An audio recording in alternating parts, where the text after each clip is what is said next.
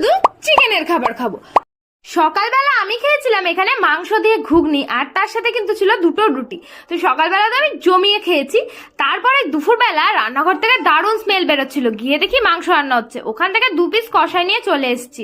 তারপরে স্নান টান করে আমি কিন্তু খেতে বসে পড়েছিলাম। আর এই যে লাল লাল ঝাল ঝাল পুরো চিকেনের ঝোল রান্না হয়েছে, যেটা খেতে কিন্তু দারুণ টেস্টি ছিল। আর এই যে আমার প্রিয় লেগ পিস, আমি তো সবসময় লেগ পিস খেতেই ভালোবাসি, আর একটা ডানার পিসও নিয়ে নিয়েছিলাম।